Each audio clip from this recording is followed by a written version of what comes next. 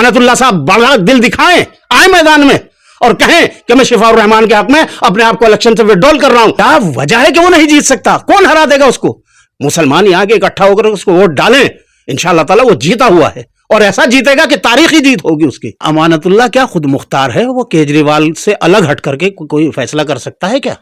या किया है अब तक? जब से एमसीडी में केजरीवाल पार्टी की सरकार आई है, जब से ओखला में डेमोलेशन के जो वारदातें हैं वो 80 से 90% बढ़ गई हैं। जब दिल्ली में दंगे हुए थे और केजरीवाल ने निहायत गंदा रोल अदा किया था, एक दिन बाद मुसलमानों की सुनने के लिए नहीं आया। मस्जिदें जलाई गई, मस्जिदों में जो सिलेंडर फोड़े गए, मदरसों में जो आग लगाई गई, उनके सबूत मिटाने के लिए अमानतुल्लाह साहब की ही टीम को भेजा था केजरीवाल ने कि सबसे पहले जाकर के उन मस्जिद मदरसों में पुताई करो। दिल्ली में दंगों के आरोप में चाहे उमर खालिद हो, खालिद सैफी हो, शिफाउर रहमान हो, सफूर अजहर और दूसरे जितने भी लोग हैं, ये सारे लोग जो पकड़े गए हैं, इनके खिलाफ जो FIR दर्ज हुई है केजरीवाल की इजाजत से हुई है। कि ये मुकाबला जालिम और मजलूम के बीच में है।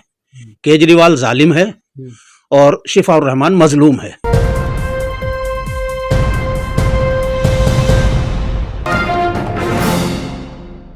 आदाब, नमस्कार। आप देख रहे हैं न्यूज़ MX टीवी और मैं अब्दुल वाजिद चिश्ती निज़ामी।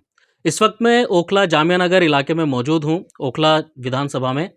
और जिस तरीके से चुनावों का माहौल चल रहा है और सबसे ज़्यादा जो सुर्खियां अगर कोई बटोर रहा है तो वो ओखला विधानसभा का इलाका है, क्योंकि यहाँ से आम आदमी पार्टी के MLA हैं अमानतुल्लाह खान साहब।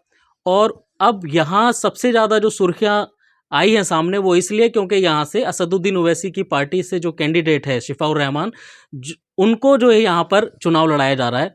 तो ऐसे में बहुत सारी चीज़ें सामने निकल कर के आ रही हैं। लोग अपने अपने जो है अनुमान लगा रहे हैं और अपना अपना समर्थन जो है वो एक दूसरे को दे रहे हैं। लेकिन तथ्यात्मक और मुद्दे की बात क्या है यहाँ पर, यहीं इनसे बात करेंगे हम। अब्दुर्रहमान आबिद साहब इस वक्त मेरे साथ मौजूद हैं, वरिष्ठ पत्रकार भी हैं और यहाँ पर जितने भी चीज़ें हैं सियासी नज़रिए से जो है वो बड़ी गौर और फिक्र रखते हैं। उन्हीं से जानेंगे कि यहाँ का जो चुनावी माहौल है इस वक्त क्या चल रहा है और किन मुद्दों पर चल रहा है। आबिद साहब, ओखला का जो चुनाव है इस वक्त सबसे ज़्यादा सुर्खियां बटोर रहा है और चर्चा का विषय बना हुआ है। यहाँ पर आम आदमी पार्टी से अमानतुल्लाह और अरीबा कांग्रेस से और MIM से शिफाउर रहमान। क्या लग रहा है कौन जीत रहा है और अवाम किसको समर्थन दे, अगर दे, और किन मुद्दों पर दे? देखो जी, कौन जीत रहा है कौन नहीं जीत रहा इस बात को तो अल्लाह ही जानता है। अल्लाह के अलावा कोई नहीं जानता। दावे कोई कुछ भी करता रहे, बाकी गैब की बात का किसी को इल्म नहीं है कौन जीतेगा और कौन हारेगा। हाँ, अंदाजे हैं, अंदाजे लगाते हैं लोग, लेकिन दावा नहीं किया जा सकता कि साहब फला जीत गया और फला हार गया। लेकिन माहौल जो चल रहा है वो किस तरफ चल रहा है, आपको क्या लग रहा है? देखिए, माहौल जो है यहाँ पे वैसे तो सारे ही चारों ही लड़ रहे हैं। ये भाई कांग्रेस की कैंडिडेट अरीबा है वो भी अच्छा लड़ रही है और सब बीजेपी वाला जो है अपने इलाकों में अच्छा लड़ रहा है। और लोग कह रहे हैं कि यहाँ से भी शायद वो 1500 वोट ले लेगा मुस्लिम इलाकों से, चूँकि उसके दोस्ती ताल्लुकात हैं कुछ लोगों से। तो जो उसकी पार्टी के पर्सनल जो कार्यकर्ता हैं वो और जो उसके पर्सनल कुछ दोस्त होंगे, हो सकता है वो भी कुछ वोट दे दें। और मेन मुकाबला जो है वो झाड़ू का यानी केजरीवाल का और शिफाउर रहमान का है। और मैं समझता हूँ कि ये मुकाबला जालिम और मजलूम के बीच में है। केजरीवाल जालिम है और शिफाउर रहमान मजलूम है। तो अभी ओखला के अवाम तय करेंगे कि वो जालिम का साथ देते हैं या मजलूम का साथ देते हैं। ये वोटर को अख्तियार है कि उन्हें फैसला करना। लेकिन जो मजलूम के खिलाफ लड़ रहे हैं वो तो खुद मुस्लिम चेहरा है यहाँ पे, अमानतुल्लाह। नहीं, अमानतुल्लाह मुस्लिम चेहरा है, ठीक है, लेकिन अमानतुल्लाह क्या खुद मुख्तार है? वो केजरीवाल से अलग हट करके कोई फैसला कर सकता है क्या? या किया है अब तक? बता दीजिए हमें। भाई केजरीवाल ने परमिशन दी, जितने ये दिल्ली में दंगों के आरोप में चाहे उमर खालिद हो, खालिद सैफी हो, शिफाउर रहमान हो, सफूर अजहर और दूसरे जितने भी लोग हैं, ये सारे लोग जो पकड़े गए हैं, इनके खिलाफ जो FIR दर्ज हुई है केजरीवाल की इजाजत से हुई है। केजरीवाल गवर्नमेंट ने जो है बाकायदा लिख करके, तो केजरीवाल ने FIR दर्ज कराई। क्या अमानतुल्लाह ने रोक दिया था? क्या अमानतुल्लाह ने इन लोगों के खिलाफ केस दर्ज होने से रोक दिए थे? क्या अमानतुल्लाह ने उस वक्त केजरीवाल के खिलाफ प्रोटेस्ट किया था क्या कि तुम मुसलमानों के खिलाफ ये क्या कर रहे हो? जब दिल्ली में दंगे हुए थे और केजरीवाल ने निहायत गंदा रोल अदा किया था। एक दिन बाद मुसलमानों की सुनने के लिए नहीं आया। ये बात ठीक है कि भाई अमानतुल्लाह ने जाकर के गवर्नर हाउस पे धरना दिया कुछ देर के लिए, उसके बाद दूसरे दिन जो है उसने रोक दिया केजरीवाल ने। फिर क्या हुआ, 2 दिन के बाद जो है फिर अमानतुल्लाह आपको कहीं लड़ते हुए धरना देते हुए नजर आए? क्योंकि केजरीवाल ने मना कर दिया और खुद जाकर के केजरीवाल जो कुछ अपने कैबिनेट के साथी थे उन्हें लेकर के गांधी समाधि पे बैठ गया ड्रामा करने के लिए। फिर जो उस वक्त मस्जिदें जलाई गई, मस्जिदों में जो सिलेंडर फोड़े गए, मदरसों में जो आग लगाई गई, उनके सबूत मिटाने के लिए अमानतुल्लाह साहब की ही टीम को भेजा था केजरीवाल ने कि सबसे पहले जाकर के उन मस्जिद मदरसों में पुताई करो, उन पर रंग रोगन कराओ, सबूत मिटा दो, ताकि इंटरनेशनल मीडिया ना देख ले, रिपोर्टिंग ना कर दे उसकी। ये सारा ड्रामा किसने किया था? केजरीवाल ने। तो क्या उस वक्त अमानत भाई केजरीवाल के खिलाफ मैदान में निकल के आए थे क्या? दूसरा, जब भाई एमएलए किस लिए बनाया जाता है? क्या रिलीफ, पब्लिक से रिलीफ इकट्ठा करके मुसलमानों से वहां मजलूमीन में बांटने के लिए एमएलए बनाया जाता है किसी को? यह काम तो जमीयत उलमा करती है, जमात इस्लामी करती है, बरसों से दहाइयों से करती चली आ रही है, आजादी से पहले से करती चली आ रही है। तो अपनी कुर्बानियां गिना तो रहे हैं उन्होंने, क्या तो मैं किया वही तो पूछ रहा दंगों हूं। में जो पीड़ित थे उनको भी उन्होंने नहीं, जो है मदद दी। हाँ, मैं वही तो पूछ रहा हूं ना। क्या आपको किसी भी एमएलए को, एमएलए और एमपी इसलिए बनाया जाता है कि वो पब्लिक से चंदा इकट्ठा करके वहां जाकर रिलीफ बांटे? अरे आपको तो इसलिए बनाया गया था कि गवर्नमेंट अगर जुल्म कर रही है, पुलिस अगर जुल्म कर रही है, तो आप अपनी गवर्नमेंट से, अपने चीफ मिनिस्टर से उनके जाकर के हाथ पकड़िए, उनके दामन पकड़िए, उनसे कहिए कि रोकिए इस जुल्म को, रुकवाइए। अगर पुलिस आपके पास नहीं है तो गवर्नमेंट तो थी, आप खड़े होकर के दिल्ली एडमिनिस्ट्रेटर को सामने लेके आते, लेकिन आपने ऐसा नहीं किया। केजरीवाल ने जो है उल्टा साथ दिया। फिर जब वहां सर्वे हो रहा था, हमने ये बात बार बार कही उस वक्त, हम तो वहां घूमे, हर जगह घूमे, और जो कुछ हम कहना नहीं चाहिए अपनी जबान से कि हमने क्या दिया क्या नहीं दिया, हमारी औकात क्या है, हमारी हैसियत क्या है, लेकिन ऐसे अल्लाह के बंदे थे जिन्होंने लाखों रुपए हमारे जरिए वहां बंटवाए और बांटे हमने, लेकिन वो हमारा अपना कोई वो नहीं था, उसमें लोगों के पैसे थे और हकदारों तक हमने ढूंढ ढूंढ के पहुंचाए भी। तो वो एक अलग चीज है, उसको हम नहीं गाते फिरते कि हम नहीं कर दिया, हम नहीं कुर्बानी दे दी। हम ये कहते हैं जब वहां पर सर्वे हो रहे थे, केजरीवाल ने कहा था 25,000 रुपए फर्स्ट एड देंगे, तो अमानत भाई को तो ये चाहिए था कि इनके पास जो भी कार्यकर्ता मजबूत थे, समझ वाले, पढ़े लिखे, उनको जो है एसडीएम के साथ लगाते, तहसीलदार के साथ लगाते, कानूनगो के साथ लगाते और उनके साथ लगा करके सर्वे कराते, सब लोगों को पैसे दिलवाते। लेकिन वहां हम घूमे, नहीं दिए किसी को। मुसलमानों को 25% को भी नहीं मिले थे। फिर पूरे मुआवजे नहीं उनके मिले, जिसका 20 लाख रुपए का नुकसान हुआ उसका 3 लाख रुपए का भी नहीं लिखा गया। जाके पूछो आप उन दंगा पीड़ितों से जमुना पार के, आप तो घूमे हो, आपने बहुत लोगों के न्यूज़ एमएक्स ने पूरी रिपोर्टिंग कवर की है। तो रिपोर्टिंग कवर की, आपको इस सच्चाई का पता भी होगा, आप बताइए लोगों को। तो ये सब चीजें जो है, आप ये कहें कि साहब वो किया, मैं साफ सुथरी सी बात में कह रहा हूं कि अमानत भाई हमारे अपने हैं, हमारा छोटा भाई है वो, और हमने बड़ी मेहनत करके उसे एमएलए बनवाया था। ऐसे नहीं कि ऐसे ही जो है वो हवा में बन गए थे, बहुत मेहनत करी थी लोगों ने। लेकिन कहीं ना कहीं मदद तो पहुंचाई है ना उन्होंने। वो अपने काम गिना रहे हैं। मैं वही तो पूछ रहा हूँ। वीडियो तमाम जो उनकी वायरल हो रही है, कुर्बानियां बता रहे हैं अपनी, कितने मुकदमे अपने ऊपर दर्ज करा रखे हैं उन्होंने। आप असल में मुझे उकसा रहे हैं कि मैं जाती तौर से उन पे हमले करूं, और मैं नहीं करना चाहता। लेकिन मुझे ये बताइए कि जब से केजरीवाल की सरकार, केजरीवाल ने ऐलान किया था कि जहां झुग्गी वहीं मकान, किसी का कोई नहीं टूटेगा, ना प्लाट टूटेगा, ना मकान टूटेगा, क्या रुका? पर्टिकुलर अपने एरिया में ही आ जाइए। ओखले में कितने बुलडोजर नहीं चले, कितने रुके? फिर तो आम आदमी पार्टी चला रही है। अरे भाई, आम आदमी पार्टी की सरकार नहीं है क्या? अपने एसडीएम को कहकर रोक नहीं सकते क्या? अच्छा, पहले ये बहाना था कि साहब वो तो एमसीडी और डीडीए और फला। अरे अब तो भाई पिछले 3-4 साल से तो आपके पास एमसीडी भी है, और जब से एमसीडी में केजरीवाल पार्टी की सरकार आई है, जब से ओखला में डेमोलेशन के जो वारदातें हैं वो 80 से 90% बढ़ गई हैं। तो तुड़वाने वाले भी यहीं के हैं। और तो तुड़वाने वाले हैं तो एमसीडी काहे को उनका साथ देती है? हम वही तो कहते हैं। तमाम इस तरीके की वीडियो यहाँ से वायरल हुई और एक मुहिम भी चलाई गई। हाँ, तो फिर आप लीडर किस बात के हैं बाबा? मैं वही तो कह रहा हूं। क्या आपने एडमिनिस्ट्रेशन से कह करके और जोर डाल करके इन मुजरिमों के खिलाफ एक्शन कराए? नहीं कराए। आपने उनके खिलाफ खुद आवाज उठाई? नहीं उठाई। तो इसका मतलब यह है कि यहां पर मुजरिम जो हैं, पब्लिक को नुकसान करने वाले, पहुंचाने वाले लोगों को जो भी डेमोलेशन कराने वाले नाजायज या दूसरे जो भी धंधे करने वाले हैं, मैं बहुत ज्यादा उसमें नहीं जाना चाहता।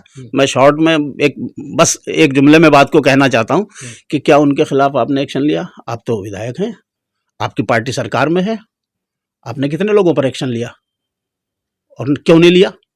आप ये कहते साहब मैं 72 दिन जेल में रहा। भाई 10 साल में 72 दिन ठीक है, माना कि आप जेल में रहे। उन 72 दिन के अलावा गलियां तो खुद ही पड़ी हुई 2.5 साल से, 3-3 साल से, 2-2 साल से। अब वो बनी तो है ना 2 महीने में सारी। जब इलेक्शन बिल्कुल सामने आ गया, अब आपके पास फंड भी आ गया, अब आपके पास पैसे भी आ गए, अब आपके पास ठेकेदार भी मिल गया, अब आपके पास इंजीनियर भी मिल गया, अब आपके पास लेबर भी आ गई। वरना ना लेबर थी, ना इंजीनियर था, ना ठेकेदार था, ना फंड आ रहा था, ना पैसे थे, कुछ भी नहीं मिल रहा था आपको सड़कें गलियां बनाने के लिए।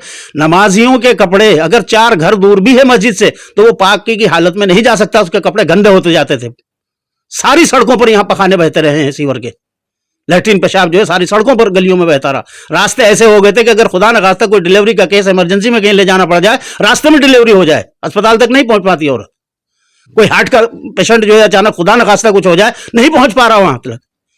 तो आप 4 साल से ये सब तमाशा करवा रहे हैं, कर रहे हैं, खुदवा के डाल दिया आपने और आप देख रहे हैं। और चलो 1-2 गली की बात हो सकती है कि भाई चलो 1-2 गली खुदवाई थी, अंदाजा नहीं हो पाया था, या उसमें जो है कोई अंडरस्टैंडिंग सही से नहीं बैठ पाई, मिस अंडरस्टैंडिंग हो गई। लेकिन क्या सारी गलियां सारे इलाके की इसी तरह होती है?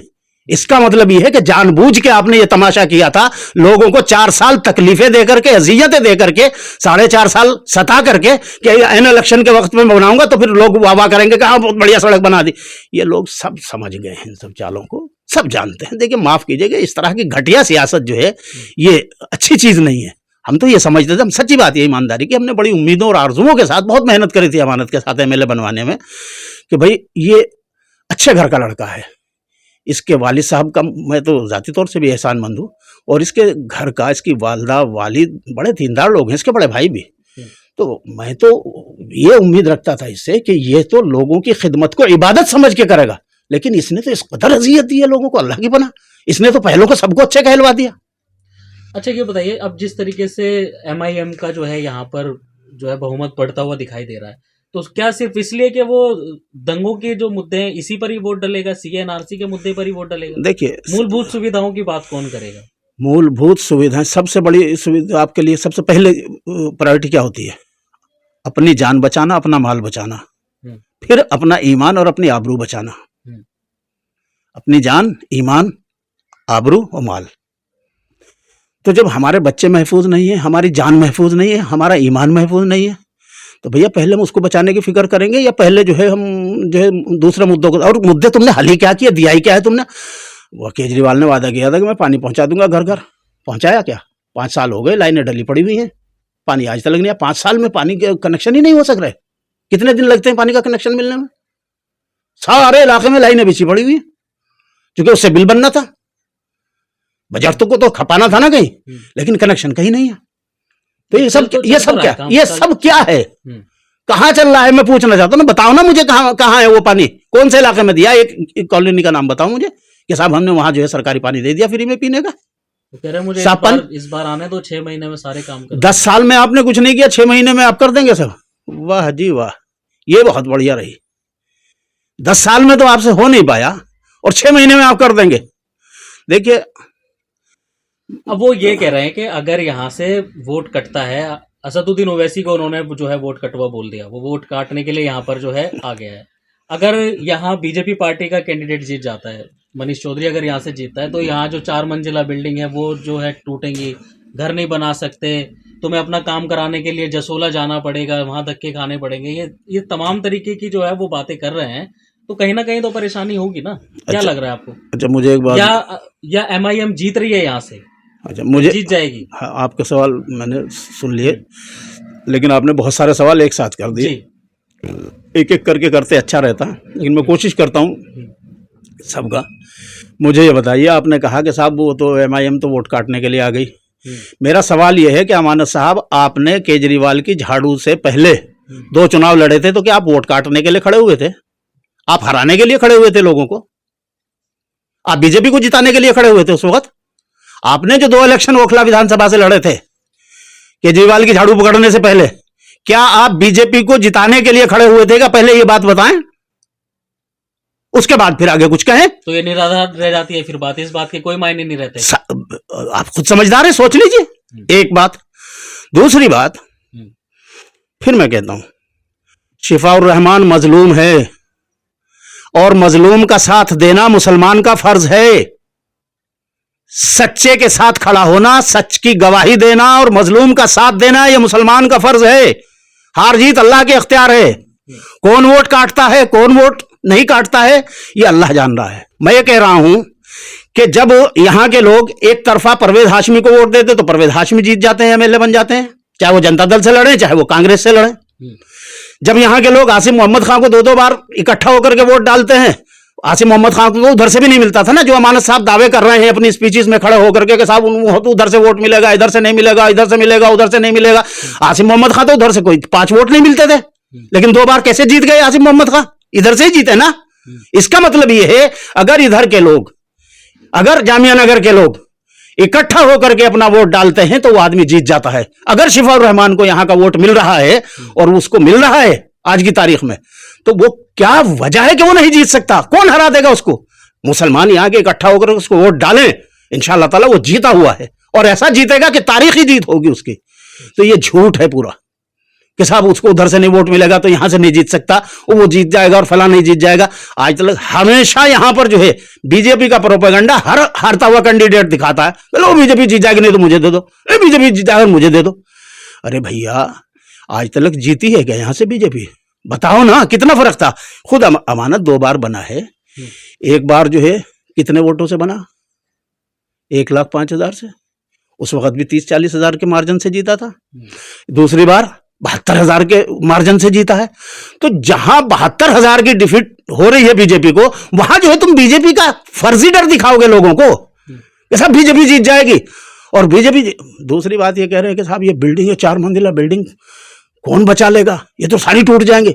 अमानत साहब तो 10 साल से एमएलए हैं, 10 साल पहले भी इस इलाके में बिल्डिंगें थी क्या? सारी बिल्डिंगें टूट गई थी 10 साल पहले। बल्कि सच्ची बात यह है कि इनके दौर में ज्यादा बिल्डिंगें टूट रही हैं, इससे पहले इतनी बिल्डिंगें नहीं टूटती थी। आप पूरा सर्वे कर लीजिए इस इलाके का, इनके दौर में सबसे ज्यादा बिल्डिंगें टूटी हैं, बल्कि इन पिछले 5 सालों में ज्यादा टूटी हैं। ये पहले 5 सालों में इसके में भी कम टूटी हैं, क्योंकि उस वक्त तक इनके अंदर जो है वो अहमियत और हरारत थी।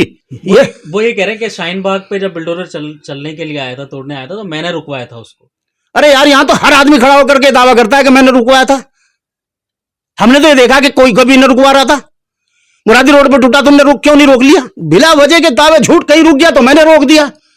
कंचनकुंज में गए थे तुम, तुम्हारे ऊपर मुकदमा लग गया, क्यों नहीं रोक लिया था तुमने बुलडोजर? ये सब बिला झूठ के दावे करने से सच्चाई नहीं हो जाती है। असल में मसला क्या है कि वो साहब वही तो ये भी कह रहे हैं कल शहाबुद्दीन और मुख्तार अंसारी मेरा नाम है उनके बराबर। अरे यार लाहौल को तुम्हारा हाल ये हो गया है, बिल्कुल ये ऐसी मिसाल समझ लो कि वो अबाबिला होता है ना, छोटी सी चिड़िया एक, वो जिसका घोंसला जो है वो लटका हुआ होता है, वो सरकंडे के झाड़ उस पे पत्ते पे जाके बैठता है, तो वो पत्ता इतना मुलायम और इतना हल्का होता है कि वो पूरा झुक जाता। तो पता क्या कहता जाके अपनी माँ से शाम में, माँ मैं जिस पेड़ पे भी बैठ जाता हूँ वो पूरा पेड़ झुका देता हूँ, इतना ताकतवर हूं मैं। तो यही हाल हमारे में एमएलए, गलतफहमी है, यही 100% गलतफहमी है। अरे यार तुम शहाबुद्दीन का नाम ले रहे हो, तुम मुख्तार अंसारी का नाम ले रहे हो, उनके इलाके में कोई परिंदा पर नहीं मार सकता था, कोई जुल्म करने की हिम्मत नहीं पड़ती थी। तुम्हारे इलाके में रोजाना जुल्म हो रहा है, रोजाना जो है एस्तेसी करा रहे हैं यहाँ लोग।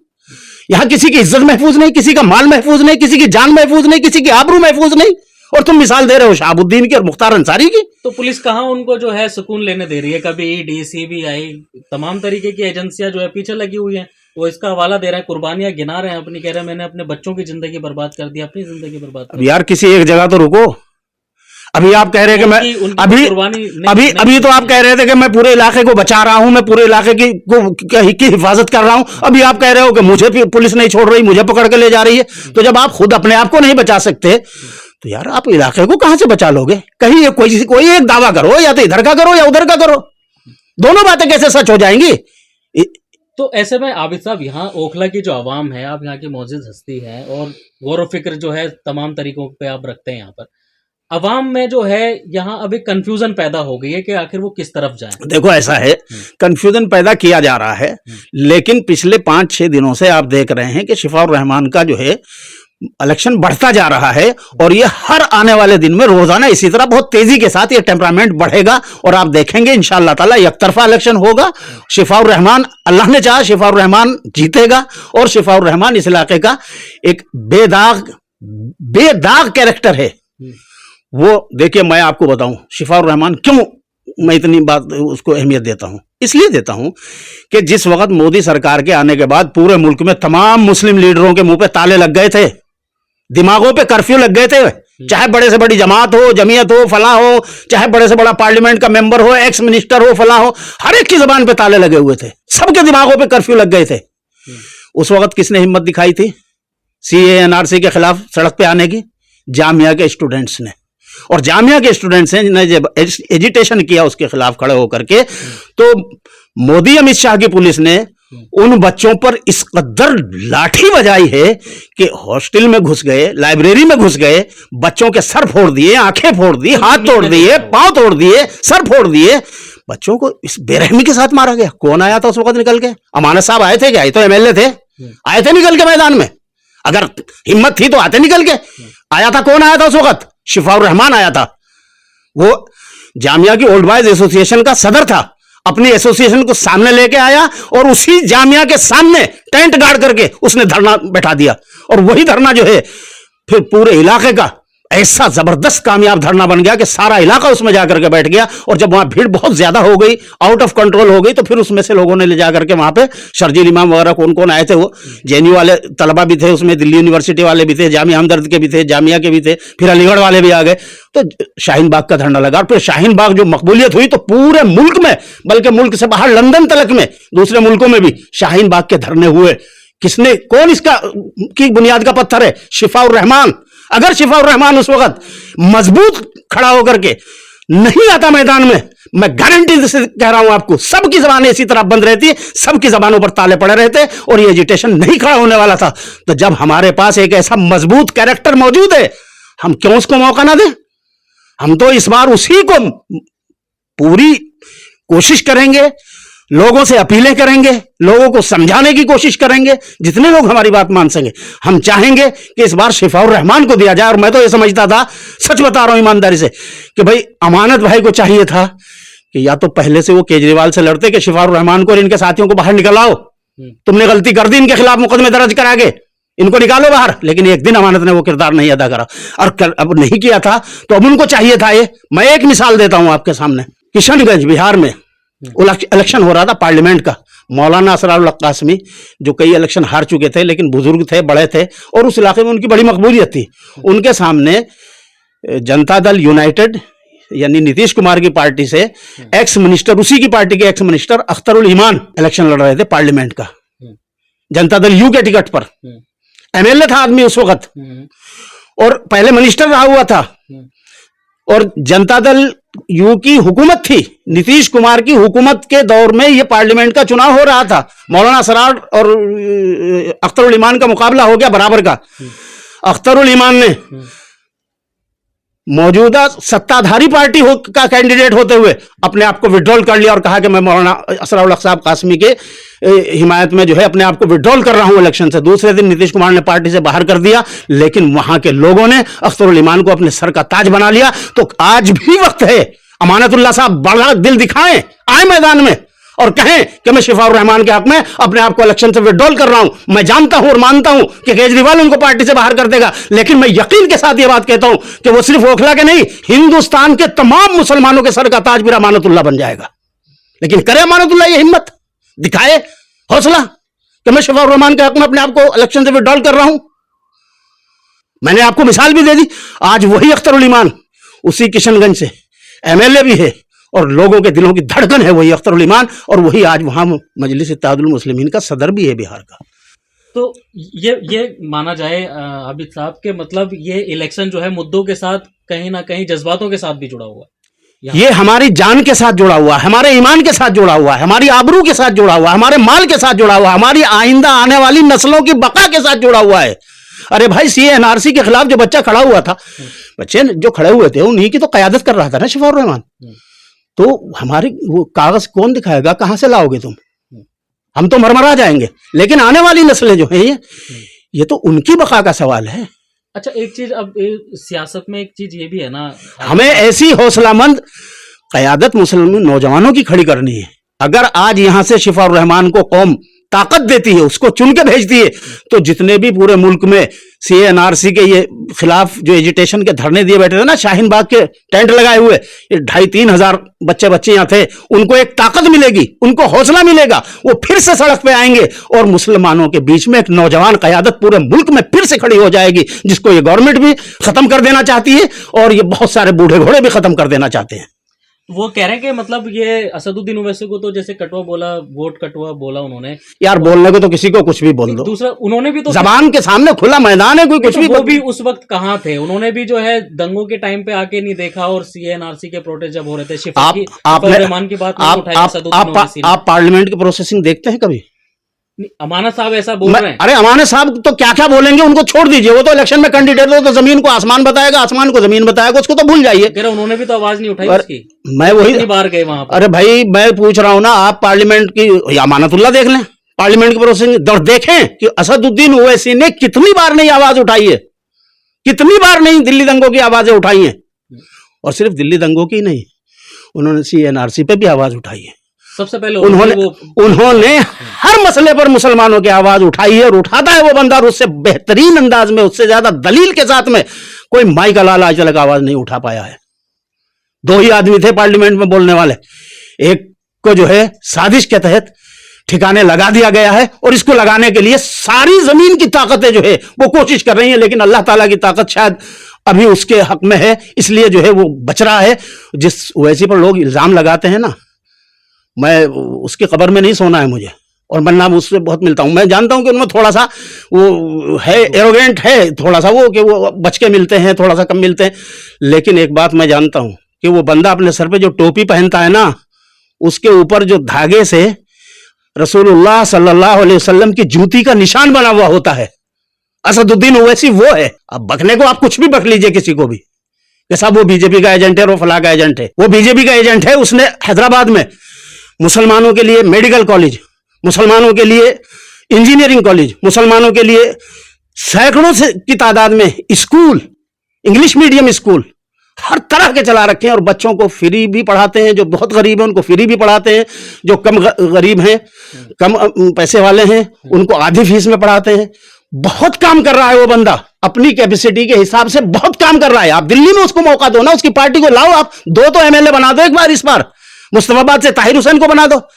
अमानत भाई अगर इतने ही सही है और ये गलत है, तो फिर आप ताहिर हुसैन की कैसे सपोर्ट कर रहे थे? जिस दिन से केजरीवाल ने उसको बाहर निकाला तो आप भी अलग हट गए। उससे पहले ताहिर जो है वो सही था, अमानतुल्लाह सपोर्ट कर रहे थे। जब केजरीवाल ने जो है उसको धक्का देकर बाहर निकाल दिया और उसको गिरफ्तार करा दिया, तो अमानत भी पीछे हट गए। तो इसका मतलब ये है कि अमानत साहब को सच्चाई जो है वो सारी सिर्फ केजरीवाल की पार्टी के लिए दिखती है। माफ कीजिएगा, इसे सच्चाई नहीं कहते, इसे अपनी जाती सियासी मफाद परस्ती कहते हैं।